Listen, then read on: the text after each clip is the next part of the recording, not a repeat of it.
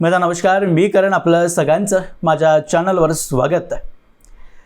मैदानो दिल्लीत पावसाळी अधिवेशन सुरू झाल्यापासून विरोधी नेत्यांच्या जिभेवर फक्त अमेरिकेचे राष्ट्रपती डोनाल्ड ट्रम्प यांचंच नाव दिसतं. त्याने ट्रम्पचं नाव घेऊन मोदींना वेगवेगळ्या प्रकारे घेरण्याचा प्रयत्न केलेला आहे आणि त्यांच्याद्वारे हा दावा केला जातोय की मोदींना जे ट्रम्पनी आदेश दिले त्यांच्यावर जो दबाव टाकला त्यामुळेच भारताला युद्धबंदी स्वीकारावी लागली आणि जो ऑपरेशन सिंदूर आपण अजून काही थोड्या दिवसांसाठी पाकिस्तानच्या विरोधात राबवत असतो तर POK मिळवण्याची सुवर्ण संधी होती आणि ती संधी आपल्याला गमवावी लागली कारण नरेंद्र मोदी ट्रम्प समोर झुकले. राहुल गांधींनी तर संसदेत भाषण देताना टेबलावर हात आपटून मोदींना हे चॅलेंज देऊन टाकलं की जर मोदींमध्ये खरंच हिंमत असेल तर संसदेत येऊन त्यांनी हे बोलून दाखवावं की ट्रम्पचं पाकिस्तानसोबत युद्धबंदीच्या प्रक्रियेत कोणतंही हस्तक्षेप नव्हतं. मोदींनी हे चॅलेंज स्वीकारही केलं आणि आपल्या भाषणात ते बोलले सुद्धा की ट्रम्पच काय तर जगातल्या कुठल्याही नेत्याचा पाकिस्तानसोबत झालेल्या युद्धबंदीत कोणतंही हस्तक्षेप नव्हतं आणि हस्तक्षेप सोडा कोणी आम्हाला युद्ध थांबवायला सल्लाही दिलेला नव्हता आणि कोणाचा सल्ला मी ऐकणार सुद्धा नव्हतो हे मोदींनी भाषणात बोलून दाखवलेलं.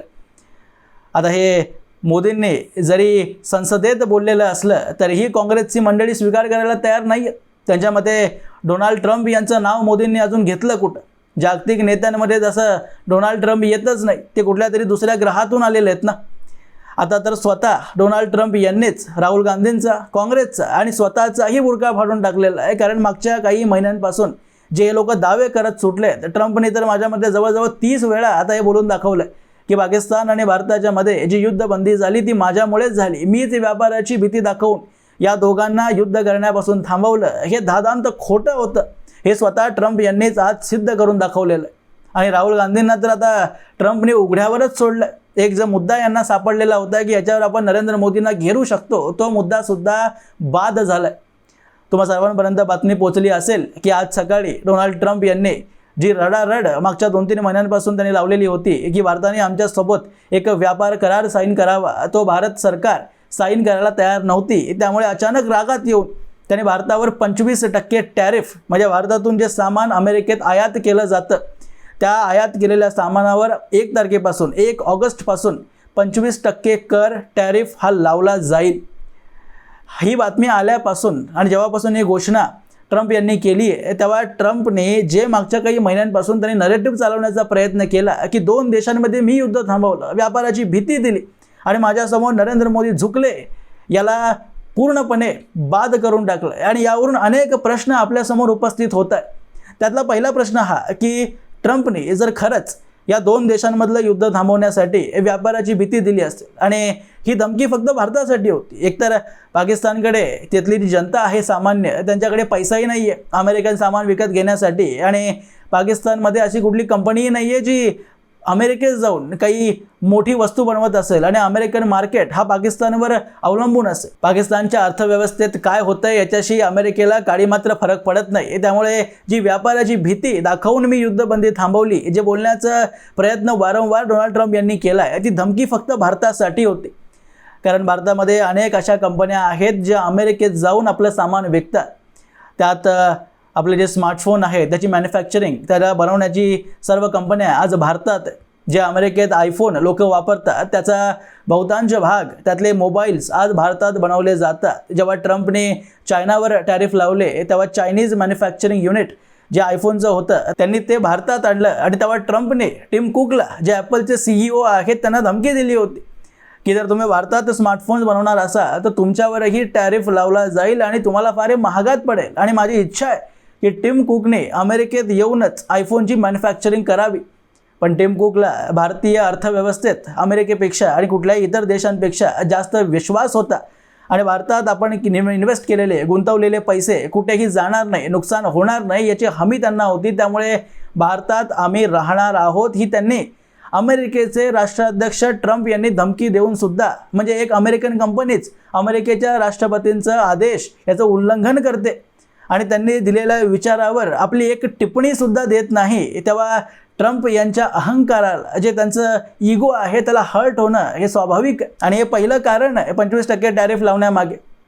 दुसरं कारण हे की मोदींची प्रतिष्ठा जी जगभरामध्ये हळूहळू वाढत चालली आहे. जवळपास माझ्या माहितीनुसार 28 ते 29 देशांनी आतापर्यंत आपलं सर्वोच्च नागरी पुरस्कार नरेंद्र मोदींना दिलाय आणि हे पुरस्कार देणं म्हणजे त्यांनी नरेंद्र मोदींना आपला नेता स्वीकार केला, आपला मित्र स्वीकार केला. रशियासारखे मोठे देशही त्या 28 देशांमध्ये सामील आहेत ज्याने नरेंद्र मोदींना आपला सर्वोच्च नागरिक पुरस्कार दिला. त्यामुळे जे ट्रम्प स्वतःला नोबेल प्राइज मिळवण्यासाठी इतके हताहत होतात आणि रोज सांगत असतात की मी हे युद्ध थांबवलं, ते युद्ध थांबवलं, मला नोबेल पीस प्राइज भेटलंच पाहिजे, तेव्हा त्यांना आपला मित्र म्हणणारा नरेंद्र मोदी मात्र जगभरामध्ये प्रसिद्ध होतोय आणि चला सगळे देश आपला नेता मानतायत, मित्र मानतायत आणि मला मात्र सगळे शिव्या घालतायत, वेगवेगळ्या प्रकारचे आरोप करतायत. हे दुसरं कारण होतं ज्यामुळे ट्रम्पने भारतावर 25% टॅरिफ लावलंय. मित्रांनो, ही मनुष्य प्रवृत्तीच आहे की दुसऱ्याची प्रगती पाहून मनुष्याला सहज आनंद होत नाही, त्याला त्या प्रगतीविषयी ईर्ष्या व्हायला लागते की आपण मागे राहून हा आपल्या पुढे चाललाय आणि जर आपल्याला याच्या पुढे जाता येत नसेल मग त्याला तो मनुष्य मागे खेचायचा प्रयत्न करतो, त्याचं नुकसान व्हावं यासाठी वेगवेगळे कृत्य करायला लागतो आणि तेच अमेरिका आज करते. अमेरिकासारखे विकसित देश भारतासारख्या देशांना पुढे जाताना पाहवत नाही आहे त्या लोकांना. भारत आज शेतीच्या भागात मॅन्युफॅक्चरिंग डिपार्टमेंटमध्ये वेगवेगळ्या कंपन्या, जागतिक मल्टीनॅशनल कंपन्या भारतात पैसे गुंतवत आहेत, भारताच्या अर्थव्यवस्थेवर आज विश्वास ठेवत आहेत. अमेरिकेचं GDP ग्रोथ हे जवळपास 1.5% काहीतरी आहे आणि भारताचं आत्ता जे मी रिपोर्ट्सनुसार त्यानुसार 6.5% GDP ग्रोथने आपण वाढत चाललो. याविषयी ट्रम्पसारख्या व्यक्तीला जो की इतका अहंकारी आहे याविषयी ईर्ष्या होणं अगदी सहज आहे आणि तेच ट्रम्पला होतंय.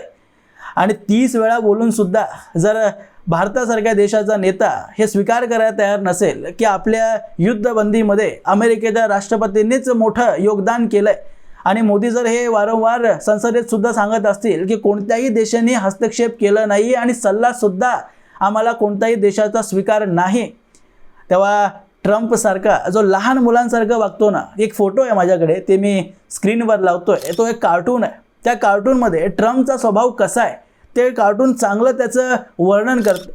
ट्रम्प म्हणजे एक छोट्या बाळासारखं आहे, त्याला हातातून चॉकलेट आपण खेचलं की जसं बाळ रडायला लागतं तसंच ट्रम्पसोबत आपण डील करत नाही आहोत हे त्याला सहन होत नाही की माझ्यासारखा एक डील मेकर भारताला झुकवू शकत नाही आहे आणि भारत मला वारंवार डावलतोय, माझा अपमान करतोय. मी जे सांगतोय की युद्ध थांबवलं ते जर मोदीसारखे व्यक्ती स्वीकार करणार नसतील मग रशिया आणि इतर देशांना मी काय झुकवणार. आणि जर त्या लोकांसमोर आपलं वर्चस्व दाखवायचं असेल, आपण किती ताकदवर आहोत ते दाखवायचं असेल तर त्यासाठीच ब्लॅकमेल करायला ही धमकी त्यांनी 25% टॅरिफची आपल्यासमोर फेकली आहे. आणि ही डील का होत नाही आहे ना हे पण तुम्हाला समजून घेतलं पाहिजे. एकतर अमेरिकन सरकारने भारत सरकारला सांगितलं आहे की या डीलमध्ये आम्हाला तुमच्या शेतीचा विभागसुद्धा पाहिजे म्हणे. म्हणजे शेती हे अमेरिकन कंपनीसाठी भारत सरकारने खुलं करावं.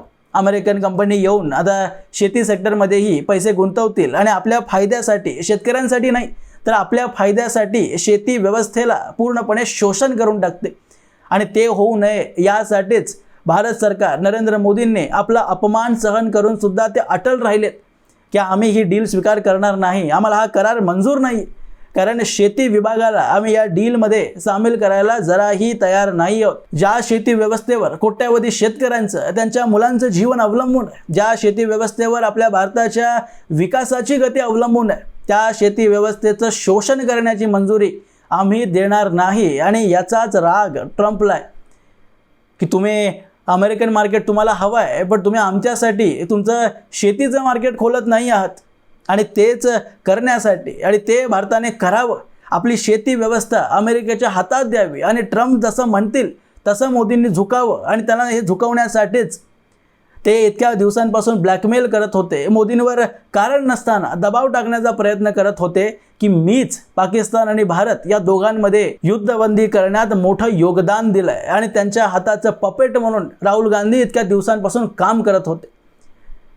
आपल्या देशाच्या पंतप्रधानांनी जे वक्तव्य दिलं आहे की कुठल्याही देशाचा हस्तक्षेप नाही झाला आहे तर आपल्या नेत्याचं बोललेलं ऐकण्यापेक्षा त्यांना ट्रम्प काय म्हणतोय हे जास्त महत्त्वाचं वाटतं, त्याचे शब्द त्यांना जास्त खरे वाटतात. त्यामुळेच जेव्हा ही 25% टॅरिफची बातमी आली तेव्हा राहुल गांधींनी जे वक्तव्य दिलं आहे आणि जे त्यांच्या तोंडावर आनंद दिसतोय ना चेहऱ्यावर, ते पाहून असं वाटतंय की हा व्यक्ती खरंच भारतीय नाही. भारताचं ज्याही गोष्टीमध्ये नुकसान होत असेल ते पाहून राहुल गांधींना अति आनंद होत असतो. स्वर्गप्राप्ती झाल्यावरही जेवढा आनंद एखाद्या आत्माला होत नसेल तिथेहून जास्त आनंद राहुल गांधींना होत असेल आज की भारतावर 25% टॅरिफ अमेरिका गव्हर्नमेंटने लावलेला आहे. मला पूर्ण विश्वास आहे की ज्या प्रकारे डोनाल्ड ट्रम्प आजपर्यंत आपल्या दिलेल्या वक्तव्यांवरून 2 ते 3 दिवसांमध्ये मागं फिरलेत, तसंच या गोष्टींवर सुद्धा फिरतीलच. आणि जर नाही फिरले तर भारताला नुकसान पोचेल ते पोचेल, ते आम्ही सहन करून घेऊ. पण टॅरिफ लावल्यानंतर अमेरिकन जनतेला जे नुकसान होणार आहे आणि त्यामुळे ट्रम्प आपली, राहुल गांधीची, त्यांच्या पक्षाची म्हणजे ट्रम्प यांच्या पक्षाची स्वतःच कबर खोदतायत. पुढची निवडणूक येईपर्यंत ट्रम्पची प्रसिद्धी ही पूर्णपणे मातीमोल होऊन जाईल. कारण जेव्हा अमेरिकेचा सामान्य व्यक्ती आपल्या पाकिटावर वजन पडलेलं दिसेल, कारण टॅरिफ लावल्यानंतर भारतातून जाणारा माल काही हा एका दिवसातून गायब होणार नाही. ट्रम्प यांनी कितीही म्हणलं की तुम्ही अमेरिकेत येऊन माल बनवा, हे काही डोळ्याची पापणी बंद केलं आणि उघडलं इतकं सोपं नाही आहे. आत्ताच चीनमधून आयफोन बनवणाऱ्या मॅन्युफॅक्चरिंग प्लांट या भारतात आल्या आणि लगेच त्या अमेरिकेत नेणं तुम्हाला वाटतं इतकं सोपं असेल? याला वर्ष निघून जातं आणि तेवढ्या वर्षात तर ट्रम्पची गव्हर्नमेंटच जाईल, सरकारच राहणार नाही. आणि जर हे असंच चालत राहिलं तर पुढच्या निवडणुकीत डेमोक्रॅटिक पार्टी पुन्हा एकदा अमेरिकेत सत्तेत येईल आणि ट्रम्प हे स्वतःच त्यासाठी कार्य करतायत असं वाटायला लागलं. आज ट्रम्प यांनाही कळालं असेल की नरेंद्र मोदी काय चीज आहे जो कोणासमोरही झुकत नाही.